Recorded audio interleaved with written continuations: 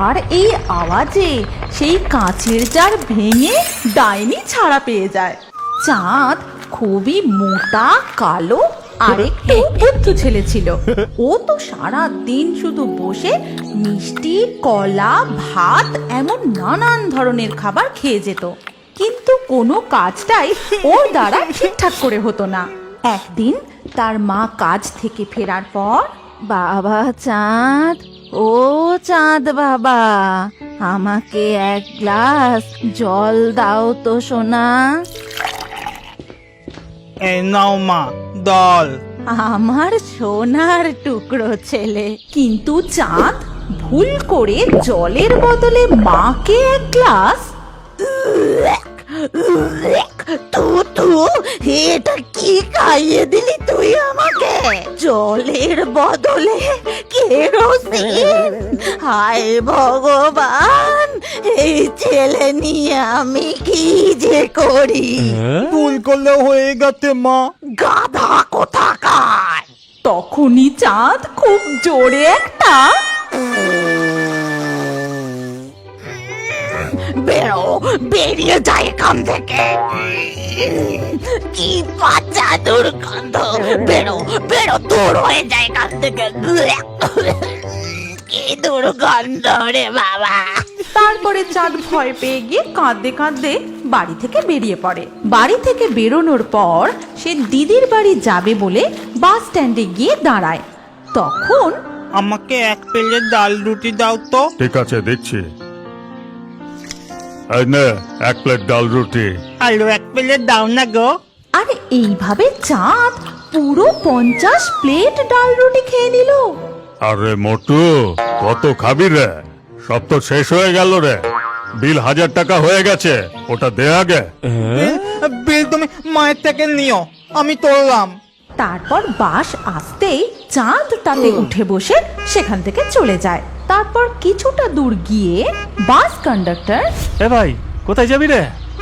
আমি তো বলে তবে দিই নেবে বলবো। আচ্ছা ঠিক আছে, 15 টাকা ভাড়া, ওটা দে। আমার কাছে কোনো টাকা নেই।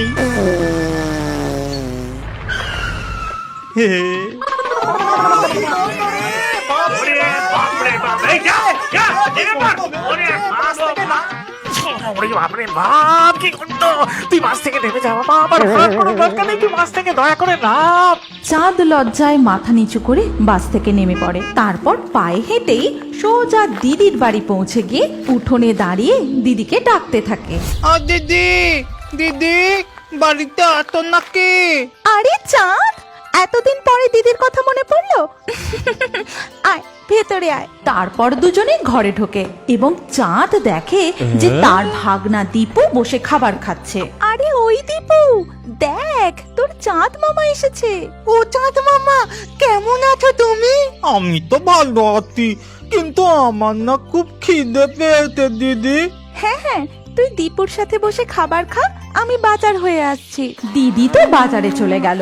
এদিকে চাঁদ বসে সব খাবার খেয়ে নিল, এমনকি ভাগনা দীপুর খাবারটাও খেয়ে নিল।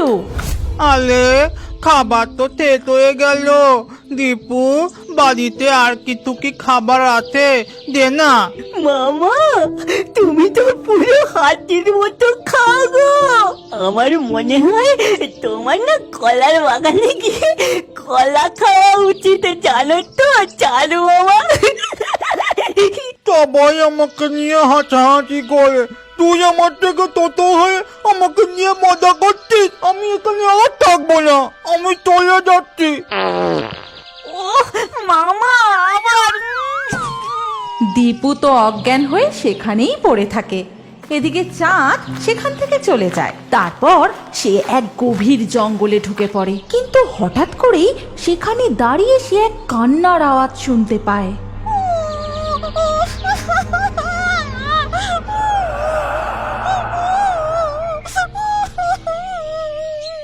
আরে, এটা আবার কিসের শব্দ?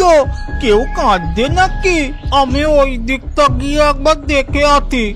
চাঁদ সেই দিকে এগোতে থাকে, যেখান থেকে সেই কান্নার আওয়াজটা আসছিল। আর সেখানে পৌঁছে চাঁদ দেখে যে এক ডাইনিকে কাঁচের জারে বন্দি করে তার সামনে বসে রয়েছে এক তান্ত্রিক, আর সে সামনে বসে জোরে জোরে মন্ত্র পড়ছিল।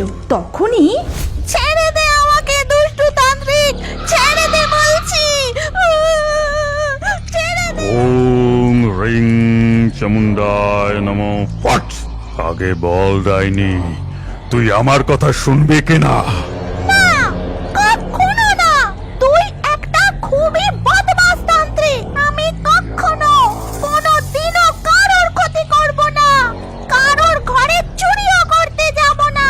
ছেড়ে দে আমাকে।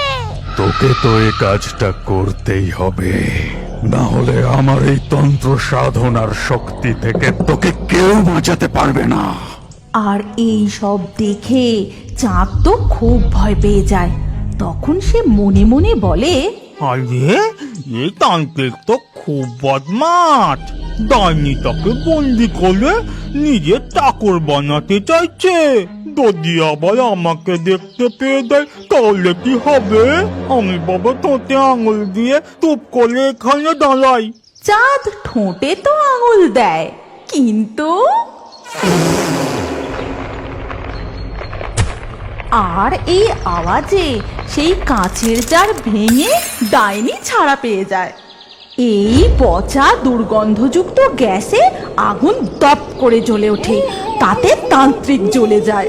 তারপর, আরে বাপরে, আমি তো পুড়ে গেলাম রে। আরে কি দুর্গন্ধ! আমি এখান থেকে তান্ত্রিক তো পালিয়ে গেল। তখন ডাইনি চাঁদের কাছে এসে বলে, আজ তোমার জন্যই ওই দুষ্টু তান্ত্রিকের হাত থেকে আমি রেহাই পেয়েছি। বলো তোমার কি চাই? তারপর চাঁদ ডাইনিকে তার মনের সব দুঃখের কথা খুলে জানায়। তখন ডাইনি, প্রত্যেকের কাছে কিছু না কিছু নিজস্ব ক্ষমতা থাকে, শুধু সেটাকে খুঁজে বার করতে হয়। শোনো, যখনই কোথাও আগুন জ্বালানোর সমস্যা হবে, তুমি শুধু সেখানে গিয়ে বাধা করে দেবে। তারপরে দেখো তোমার দাম বেড়ে যাবে। এখন এই নাও, খাবার খাও। এরপর চাঁদ জঙ্গল থেকে দিদির বাড়িতে ফিরে আসে আর দেখে যে তার দিদি উনুনে আগুন ধরাচ্ছে।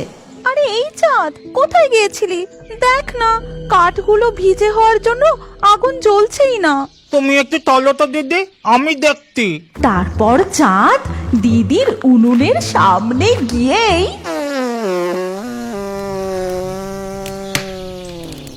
আর উনুন দাউ দাউ করে জ্বলতে লাগলো। আরে এ তো আশ্চর্য ব্যাপার, তার মানে তোর পাদে আগুন জ্বলার গ্যাস আছে। এবার ফিরিতে গ্যাস পাবো। যেই পাদেতে আমি অজ্ঞান হয়ে গেছিলাম, সেই পাদেতে উনুন জ্বলে গেল। আর এই কথাটা দীপু গিয়ে গোটা গ্রামে চেঁচিয়ে চেঁচিয়ে বলতে লাগলো। শোনো শোনো সকল গ্রামবাসী, আমার কথাটা মন দিয়ে শোনো। আরে এই দীপু, কি হয়েছে রে? তারপর দীপু এই ঘটনাটা গোটা গ্রামে রটিয়ে দিল। আরে বাহ, তাহলে তো কাল সকালেই আমরা সবাই খালি সিলিন্ডার নিয়ে যাব আর গ্যাস ভরে ভরে নিয়ে আসব।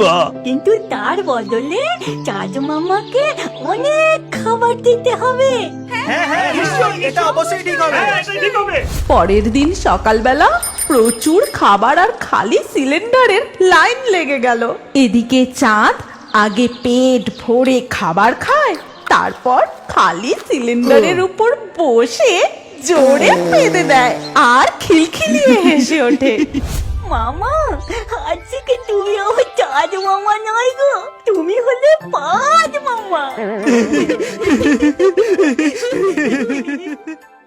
এই গল্পের পরবর্তী অংশে কি হতে চলেছে আপনি কি জানতে চান? তাহলে আমাদের ফেয়ারি টুনস বাংলা কার্টুন পেজটির ফলো বাটন ক্লিক করে এক্ষুনি ফলো করে নিন। আর আপনি যদি কার্টুন প্রেমী হয়ে থাকেন তাহলে এই গল্পটি অবশ্যই শেয়ার করুন। তাহলে বন্ধু, আবার দেখা হচ্ছে আমাদের পরবর্তী ভিডিওতে।